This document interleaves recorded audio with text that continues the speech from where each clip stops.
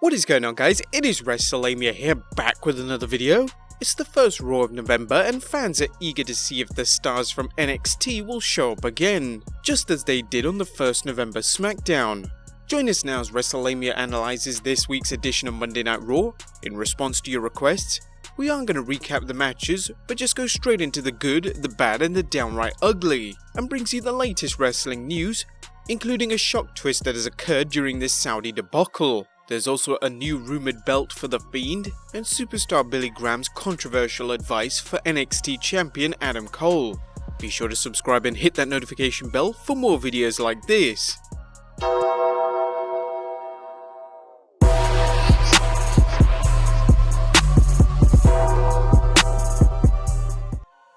But let's waste no further time and get straight into the good, as number 1, continuing the NXT build. Raw did an excellent job using the NXT invasion to accomplish a number of things, including hyping Survivor Series, establishing a new storyline for Seth Rollins, and introducing NXT stars to Raw viewers. So far, the WWE has done a masterful job building up Survivor Series with its Raw vs NXT vs SmackDown matches, as well as what looks to be a traditional Survivor Series match involving Rusev and Ricochet vs Randy Orton and Bobby Lashley, with more superstars assuredly on the way for each team. With rumours flying that the WWE was going for a double turn at Crown Jewel involving Seth Rollins and The Fiend, it appears Seth may be heading towards the dark side, and if not, the WWE is doing a good job teasing it. Finally, the WWE is doing what it hasn't been able to do on NXT, introduce fans who watch Raw and SmackDown to the stars of the Yellow brand.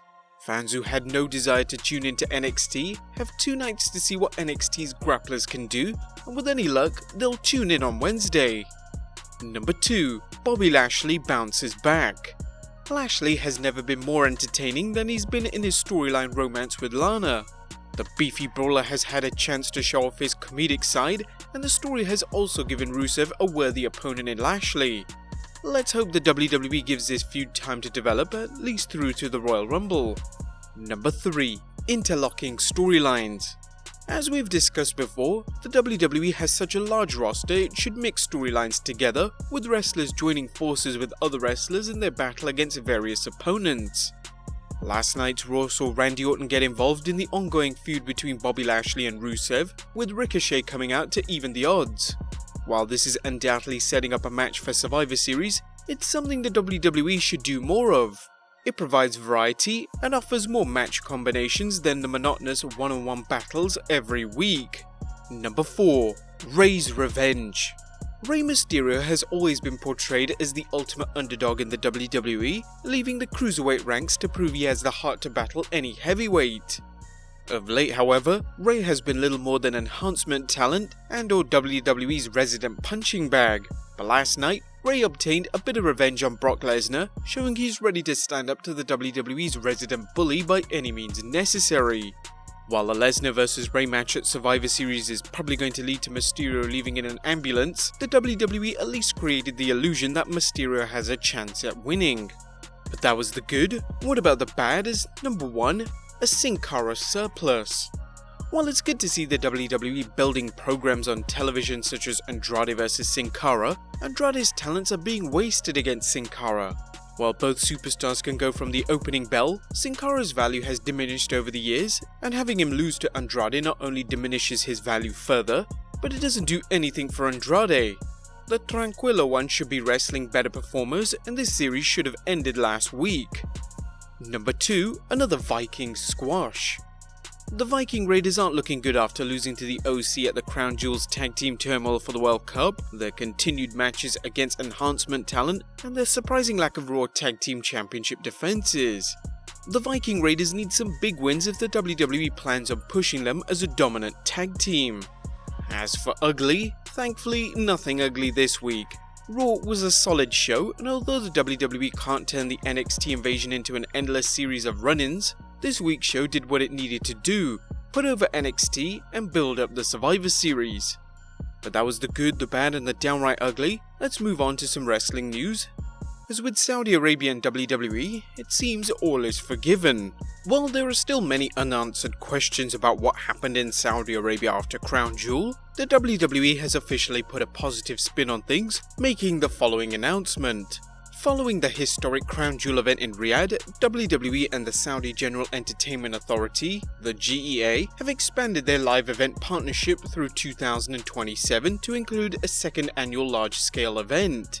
WWE and GEA also continue to work towards the completion of a media agreement in the MENA region. This long-term partnership demonstrates WWE and GEA's commitment to bring sports entertainment to the region and supports Saudi Arabia's Vision 2030. As several analysts have noted, this press release doesn't officially announce a new WWE event in Saudi Arabia, so it might be the WWE's form of damage control, as they already run 2 events annually in Saudi Arabia. It can be argued this is yet another example of the WWE trying to hoodwink Wall Street, but if so, it doesn't appear to be working. Furthermore, the WWE has denied there was any problem involving a missed payment or anything similar.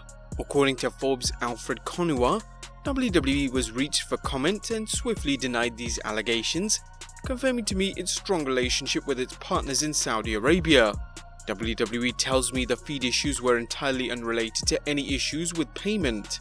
They reinforced that mechanical issues were a cause of the flight delay, and Atlas Air, the charter company, issued an apology in that regard as well. WWE remained mum on all things Saudi Arabia during the last week's earnings call. Due to a confidentiality clause, WWE cannot confirm payments received by Saudi Arabia, though its mention of a $60 million payment that is believed to be compensation for WWE Super Showdown. Despite these various stories, Brad Shepard reported on his Patreon account that the WWE nearly lost its deal with Saudi Arabia. In an exclusive report, Shepard noted, Vince McMahon did indeed have a follow-up meeting with Saudi officials. As I noted in my last report, McMahon was trying to resolve the issue, and there was an internal belief that he could salvage the deal, although tensions were high and the situation wasn't good following the incident. I'm told King Salman became involved in this situation this morning and was a big factor in de-escalating the situation with Saudi officials. The money owed from previous events was paid, and both events scheduled for 2020 were paid in advance today. However, as we're about to see, there are many red flags being raised about the situation, suggesting there is much more that happened than what has been disclosed. The first red flag: WWE stock tanks again. WWE stock took a hit following the news surrounding Crown Jewel and the possibility that WWE's big money deal with the Saudis could be cancelled. Their stock hit an all-time low for 2019, as Yahoo Finance reported today that World Wrestling Entertainment Inc. stock has been selling off since its peak above $100 back in April, including last week's bear gap from the $66 region to below $57, and today the shares are adding to these woes. The stock was already in oversold territory based on its 14-day relative strength index of 26, and just today hit a new annual low of $52.83. Traders should monitor how WWE performs around the $50 region, since this was the site of a massive bull gap last year. Red flag number 2, WWE superstars' paydays plummet. Another disturbing aspect of the Saudi shows is that apparently WWE superstars' paychecks for the events have been steadily decreasing. Fightful.com's Sean Ross Sapp recently reported, while the Saudi Arabia payouts to WWE talent started off very high, they've decreased for some time since the initial show. With wrestlers vowing never again and rumours of several top-tier superstars refusing to return, the WWE may find itself strong-arming talent to return to Saudi Arabia, something harder to do with no financial incentive. But what about the locker room reaction backstage? We've already seen comments from WWE superstars on social media about their unpleasant experience in Saudi Arabia, and according to WrestleVotes, the negative feelings don't seem to be going away anytime soon. The vibe backstage at Raw in Long Island right now is that of weariness, with the majority of superstars still speaking about the events of the weekend, a source said. This is likely a topic that will be discussed behind the scenes for a very long time to come. But in order to boost morale backstage, and keep WWE superstars' minds off Saudi Arabia, Reddit user Toy Story 6 said that there was a meeting backstage with WWE superstars, and Seth Rollins led the meeting and addressed some of the speculation surrounding their recent trip to Saudi Arabia. This rumored argument between Vince McMahon and the Prince was not discussed during the meeting, of course, and Rollins was said to have given an awkward speech as he tried to boost morale and unify the locker room. Everyone was encouraged to keep any issues off social media, and some superstars felt that Rollins was pushed into the position and he wasn't very comfortable. It's safe to say Rollins is now just a cheerleader for WWE. But despite backstage reaction and a new expanded deal, the WWE has been warned about future Saudi trouble. According to the Oh You Didn't Know Patreon account, there are stories circulating that the State Department warned the WWE about future Saudi shows. It read, "There's also concern around how the US government may respond in a similar situation in the future, as the State Department told WWE they may cease intervening if a situation like this happens again." Is this a case of the State Department feeling the WWE knew the risks going into an autocratic nation? Are US diplomats unwilling to get involved in what might be seen as a business disagreement? Or is there another reason? While some superstars are still defending the WWE, as despite the pushback from a variety of superstars, some such as AJ Styles have said the circumstances were blown out of proportion, while former stars such as Scott Hall have defended the WWE's presence in Saudi Arabia. During an episode on the two-man Power Trip of Wrestling podcast, the bad guy said, "So you can say what you want. I know the WWE took a lot of heat for continuing to do business with Saudi after the one reporter was killed and stuff. But, in their defense, you can't change anything by staying away. So, they don't agree with the guy being assassinated, but they can't change it by sitting in Stamford, Connecticut. So, all they can do is come and show the American way, up close and personal. I don't know. I think it's a good thing." Natalya, who made history by wrestling Lacey Evans in the first ever women's match in Saudi Arabia, talked to Hot 97's Pete Rosenberg about what happened in Saudi Arabia after Crown Jewel. "We boarded a flight. They told us to get off the plane because there were mechanical issues. So for me, if I ever heard that there are mechanical issues on a flight, I don't think about anything else other than my safety, because I sure as hell don't want to be in the air when there's a mechanical issue. Knock on wood, everything worked out." What are your guys' thoughts on this whole Saudi situation? Was this announcement of an expanded deal just damage control by the WWE? Are superstars still covering up the issue? Let us know in the comments down below. But in other news, is the Fiend getting a new belt? Now you may have heard that a new Fiend action figure is on the way, and apparently the WWE is crafting a custom-made belt for the Fiend as well. According to Pro Sports Extra's Brad Shepard, he reported, according to a source in WWE, Bray Wyatt is getting a new championship belt. Considering the Fiend's popularity and a drop in merchandise sales, the WWE should take advantage through merchandising him to the max. And our last bit of news, constructing a champion via chemicals? Former WWF champion superstar Billy Graham recently posted some advice for NXT champion Adam Cole, telling the leader of the Undisputed Era that, "Yes, fans, once more the superstar speaks the truth and is not afraid to tell the truth.